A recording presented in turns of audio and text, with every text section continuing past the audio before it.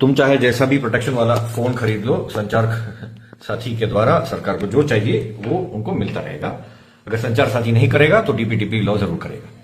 चलिए आने वाले 2 मिनट में जल्दी से समझते हैं कि ये ऐप करता क्या है और डीपीटीपी लॉ का इससे क्या लेना देना। डिपार्टमेंट ऑफ टेलीकम्युनिकेशंस ने फोन मैन्युफैक्चरर्स को एक डायरेक्शन दिया है कि हर नया स्मार्टफोन जो है उसमें संचार साथी प्री इंस्टॉल्ड के साथ बेचा जाएगा और जो फोन्स बन चुके हैं पर बेचे नहीं गए हैं उनमें भी सॉफ्टवेयर अपडेट से ये ऐप डाला जाएगा।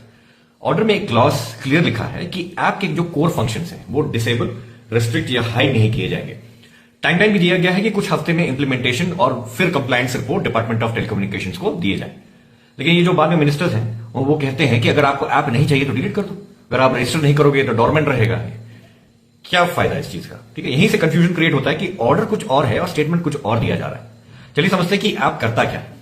संचार साथी जो है वो डिपार्टमेंट ऑफ टेलीकम्युनिकेशन का एक टूल है।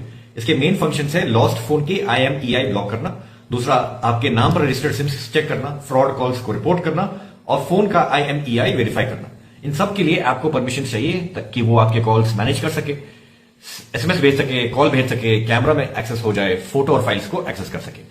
डिपार्टमेंट ऑफ टेलीकम्युनिकेशंस की पॉलिसी के हिसाब से ऐप आपका डेटा ऑटोमेटिकली करेक्ट नहीं करता और सिर्फ स्पेसिफाइड पर्पस के लिए ही यूज होता है। यह है सरकारी वर्जन। चलिए समझते हैं डीपीटीपी लॉ क्या कहता है।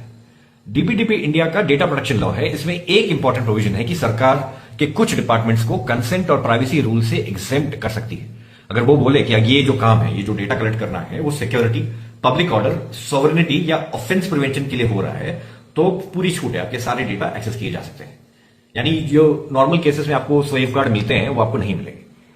और जो डेटा प्रोटेक्शन बोर्ड के मेंबर्स हैं वो गवर्नमेंट ही अपॉइंट करती है, यानी कि ओवरसाइट इंडिपेंडेंट नेचर की नहीं है। अगर आप सरकार के टिप्पणी करोगे या फिर क्रिटिसाइज करोगे तो पता है आपको क्या होगा। सुप्रीम कोर्ट की प्रोपोर्शनैलिटी टेस्ट 2017 के पुट्टुस्वामी जजमेंट ने डिक्लेयर किया था कि प्राइवेसी जो है वो एक फंडामेंटल राइट है।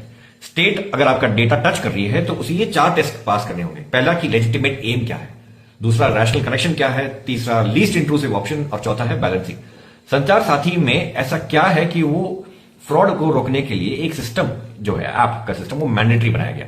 ये ऑप्शन वॉलंटरी क्यों नहीं है और इसको इतना विल पे बेंड क्यों किया जा रहा है कि भाई सारे फोन में ये ऐप होना ही चाहिए। मेरे नेक्स्ट वीडियो में मैं आपको बताता हूं कि सिटीजन क्या कर सकते हैं और अगर आपको ये समझ आया तो इसे जरूर शेयर करें और कमेंट करें कि हमारे सेफगार्ड्स क्या होने चाहिए और सरकार को क्यों आगे आके क्लैरिफाई करना चाहिए या फिर डिस्क्राइब करना चाहिए कि ऐप क्यों बन रहा है और इसको मैंडेटरी क्यों बनाया जा रहा है कि सारे फोन मैन्युफैक्चरर्स इस ऐप को डाले जाए।